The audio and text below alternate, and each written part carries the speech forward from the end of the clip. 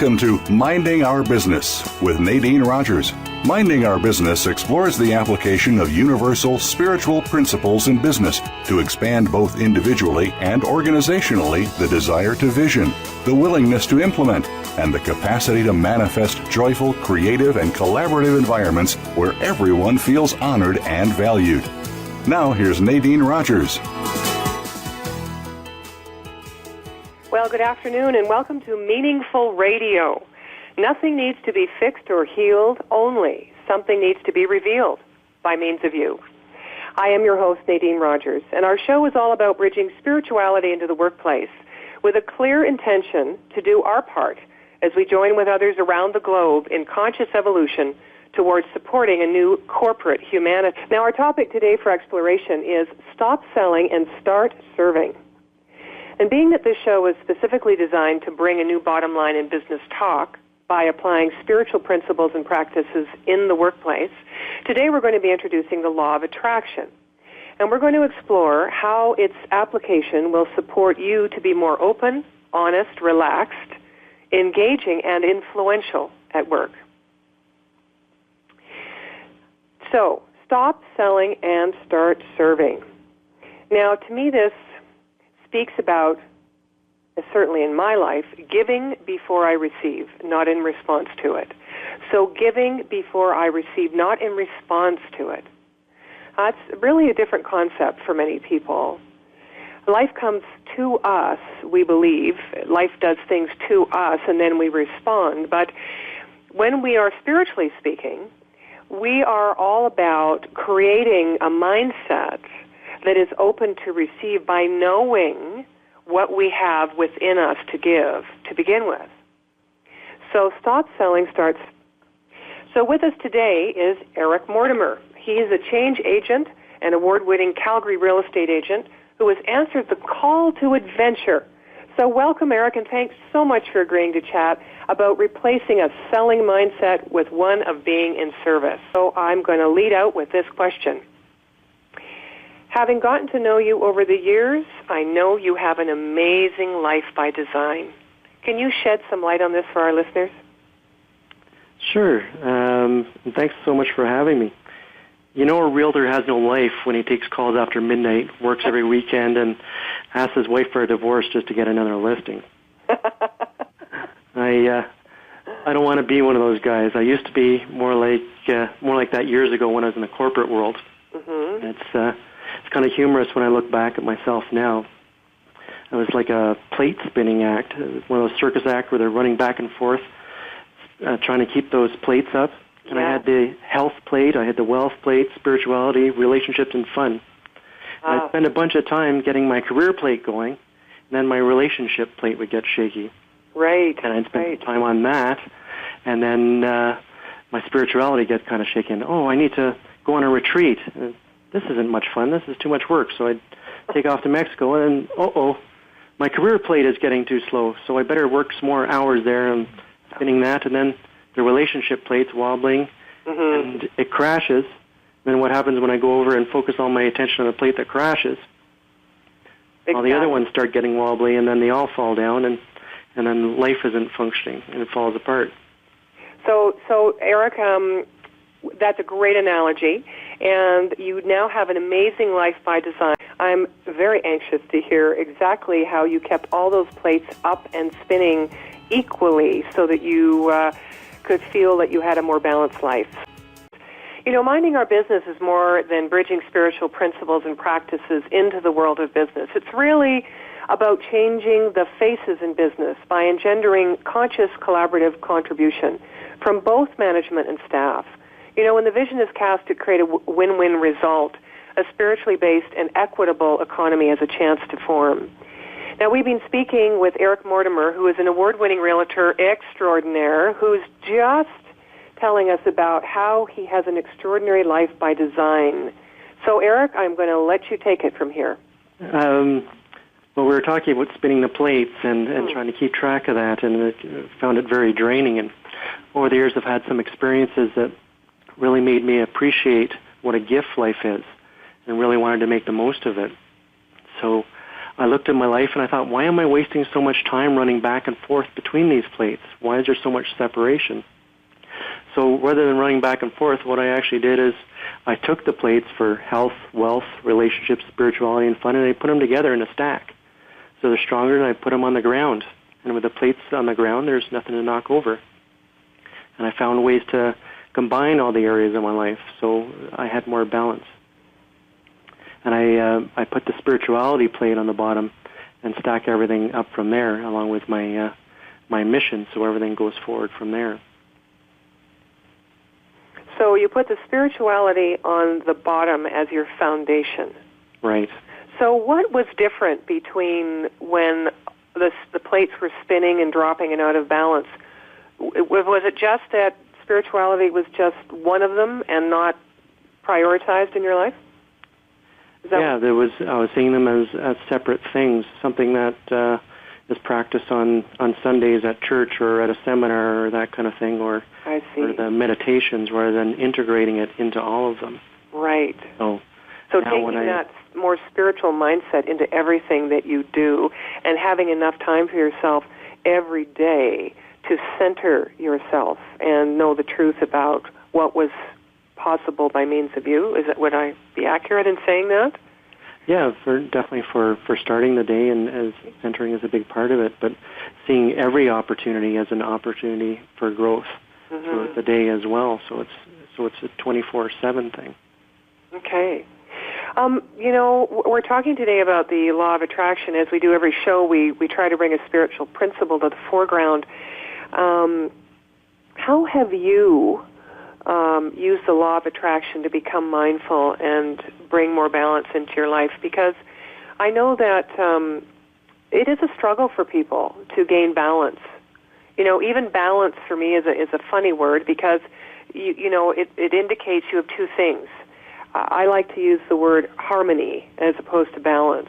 But how have you used this law of attraction and your understanding of that to bring balance into your work life? Well, having it the priority and making sure that it starts with grounding first thing in the morning before anything else comes up is important. And I look at balance not like one of those old medieval scales, but more like a weeble wobble, or those blow-up punching bags, the ones with a weight on the bottom, and kids would knock them over and then they just pop up again. Mm-hmm. It's kind of like that. I've got the plates down in the bottom, so I have the foundation going through the day in the morning before anything else gets in the way. Mm-hmm. And with regards to tying that into the law of attraction, correct me if I'm wrong, Nadine, but I believe a big part of the law of attraction is being a good magnet and raising our vibration. Exactly. It's a higher frequency of thinking, of mental fitness, and physical beingness. Right. Mm-hmm. So in the morning, in part of that exercise that I have, I start with a brief meditation and recite what I'm grateful for, and that usually leads into sending a couple thank you cards, things like that, and usually read some of my affirmations as well. So that's nice. It's a nice practice. Mm-hmm. Do you have to change it up every once in a while just to keep yourself engaged, or do you just kind of meld into the constancy of what you do and just let maybe other ideas just flow in whenever that time is right? Yeah, I definitely have to keep changing them up. I get a little bit bored, and creativity is pretty important to me.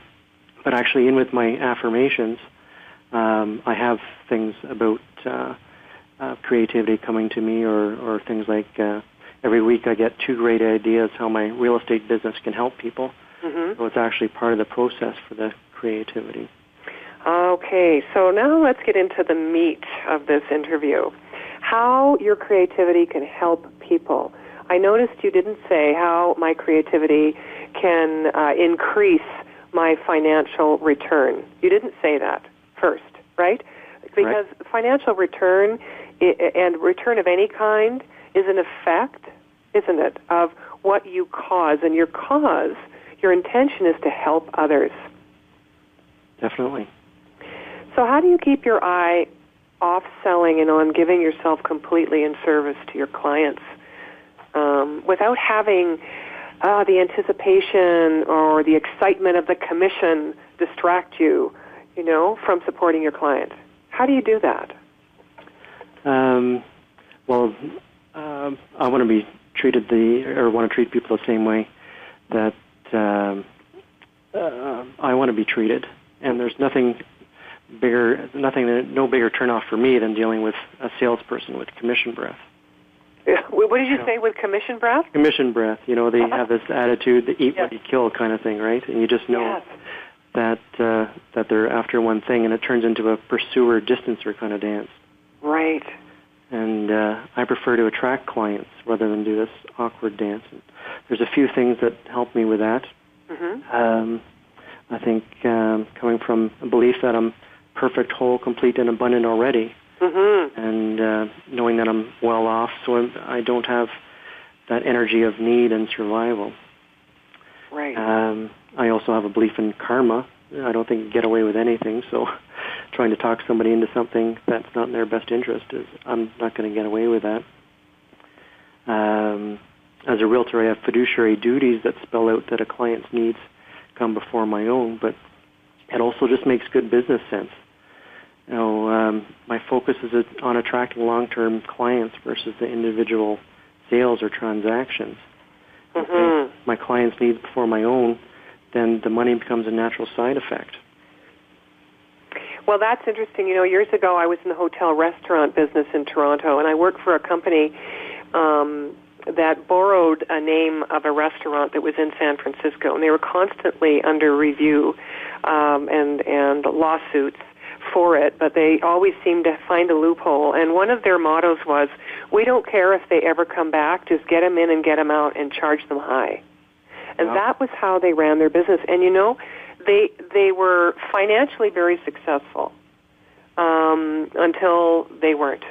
They had a long ride, and they promoted and marketed their business to tourism only, not to the people of Toronto. Although, because it was so busy, and there was so much activity there, it was hard because everything broke down from there. I couldn't take the time with the client I wanted to really serve them, listen to them, and be there for them. I just had to sell them the highest price on the item and attend the table so quickly that they were finished as soon as possible so I could clean that top off and resit, other people. And it's so distasteful. Yeah. And I was actually in real estate for a while as well. And in those days, I didn't understand these principles, and I didn't like it either.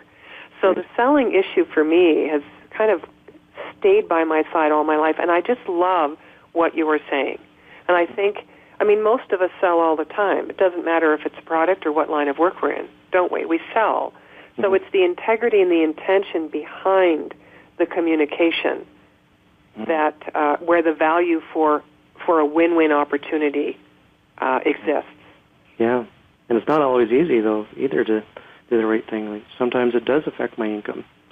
For example, in 2007, I actually suggested to my investors not to buy real estate, and clients that didn't have to buy right away to rent for a while because I knew there was going to be a drop. And I suggested they buy gold. Oh. But, where were you when I sold when I put my house on the market? I didn't call you. Oh. But yeah, that would have been on my conscience if I came a couple of years later and their place was upside down and worth $10,000, $50,000, $100,000, $200,000 less. So. Well, I think the key that you said for me is one of the tools you use around the law of attraction is simply to know that the source is within you and you are already provided for. It's kind of an atmosphere and an attitude of self-sufficiency, and one that isn't just in the physical world, but one that is in partnership with, or a dance with, this infinite mind or infinite intelligence. This is your host, Nadene Rogers, and I'm in conversation with Eric Mortimer. Now, Eric, I know that your dedication to spiritual practice in your work world has afforded you clearer insight into the core issues around the fear of personal overwhelm that you have had in your life, and I know that you've been challenged by this. You just shared that you have worked towards creating a mind of sufficiency, which has been achievable at least in my experience, by surrendering to the harmonious nature of the universe and expecting the law of attraction to bring forth the effects of your mentality or your mental attitude and what you claim mentally. So many realtors and others on the front lines of client service are value-driven. What makes you different?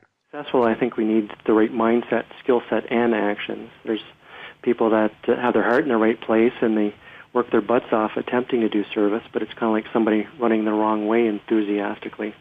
If you're not providing results, you're not ultimately serving the client, no matter how big your heart is. I can't say what makes me different from everybody, because there's as many agents as there are snowflakes, but maybe I can give you an example that might give you an idea. Okay. I had some clients, and we found the perfect place for them. They had very specific needs, views and bedrooms and the whole bit. The place was perfect for them, and they thought it was a fantastic price. And it was actually listed with a discount brokerage, and their model was discounting their commissions to sort of tip the value scale. But I think they actually have a scarcity mentality. Is when I called the agent just to get a feel of what was going on, I approached it with mindfulness. I got rid of any judgments or expectations. We thought it was a good price, but I wasn't sure what they thought. I asked her, "What do you think of the price?" And I heard a sigh, and I was having a hard time with it. And she actually disclosed to me that she knew it was overpriced, and through the conversation, I ended up getting out that they could get the property for $40,000 less. Mm-hmm. So she thought that she was serving her clients by giving them a reduction, but with her mentality and the attitude around money, I think she really did a disservice to her clients. Mm-hmm. Mm-hmm. So it's really important that you are clear and you are in integrity with your own personal value, and that your values are based on a much broader understanding of how this universe and this intelligent spiritual system works, rather than just this idea of, how would I put it, you needing to get your good from the outside, that you source everything from the outside. And life's about getting and getting your share, as opposed to having already inherently everything you need and giving your share back to the life. Mm-hmm. Mm-hmm.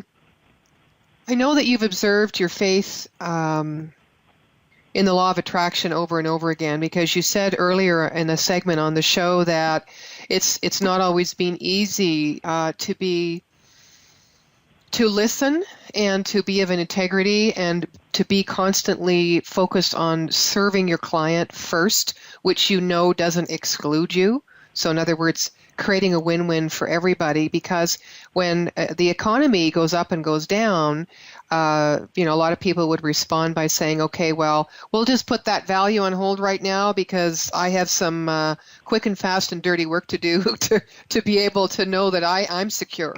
But you hold true, and you are constant to being a co-creator through with this intelligent universe. So you must have had some powerful shifts in your relationships with clients and with profitability over the long term, right? Because I heard you also say this isn't about short-term gain, it's about long-term gain. Mm-hmm. So do you have another particular workplace win, as I like to call them, that you could possibly share with us, or how would you comment on this? Sure. Well, tying in with the law of attraction, I think real estate is a pretty interesting laboratory for it, because with the amount of energy around it, I think consciousness and energy create the nature of a reality. So the higher the energy and emotion, the faster the manifestation. And there's a lot of emotion around real estate because the dollar's involved and attachments and memories and that kind of thing. So it can often turn into a personal development kind of thing rather than just selling a house. Mm-hmm. As I help the people let go their attachments and that kind of thing. For an example, I just had one lady. She was buying and selling a property, and we started with the buying side of things, and we went out and we looked at some places and found a couple that were magnificent matches, and one she really liked, but we had to let them go and put things on hold because she had to sell her property first. Mm-hmm. And I did an evaluation on her property, and it turned out it was about $25,000 higher than she thought it was. And got everything ready to list, and she called me the next day and said she wanted to sell it to the neighbor for $25,000 less than I was suggesting listing it for. And I explained with the market right now, we could probably even get her $50,000 more. And she didn't. She liked the idea of no headaches, and I think it was still stuck in her mind, that original value. Uh-huh. And it turned out the neighbor didn't buy the property, so we went ahead with it. And sure enough, we did get multiple offers and created a situation that was $50,000 higher. And when we had the offer, she kept on saying, "I can't believe we got this price. I can't believe we got this price." And can you please stop saying that? And told her the story about the woman that couldn't believe her eyesight was healed and ended up having to wear glasses again. But she kind of brushed it off, and sure enough, the deal ended up collapsing for no real good reason. And so we didn't get that price, and I got her one still above the asking price, but not as much, something she's more comfortable for. But here's the fun part. Remember those places that she liked that we released? Mm-hmm. I coincidentally ran into one of the realtors from her favorite place and had a conversation with him. And with a little bit of digging, it turned out we could get an amazing deal on it, and we ended up getting that for $25,000 less. So there you go. We ended up saving her over that $50,000 in there. That beautiful. Yeah, you said the word coincidentally. You know about that word, right? Yeah, there are no. I had air quotes up. Synchronistically. Yeah. So we're coming a little bit close to the time now where we're going to have to move on with the show, Eric. But I really want to, keep you here, and so I want to ask you: have you got any parting words of wisdom for our listeners that might guide them to their first step of putting service, this attitude of service, before selling? Any, they might be juggling all those plates, or how could you advise them or guide them to start with this switch in their own mind? Well, I think any business should be built first and foremost on putting people's needs first. And when we make service the sole purpose in life, it eliminates our fear and focuses our mind and gives you meaning. So there's a lot more rewards to it. And when you're changing over your systems, some challenges will probably come up. And you can use those challenges to make yourself stronger, or you can use them to put yourself deeper to sleep. I have a friend that was in a service role, and he wasn't getting the buy-in that he expected, so he's really beating himself up, and I shared something with him that shifted his life so much. They just put it on his arm as a tattoo so he can be reminded of it every day.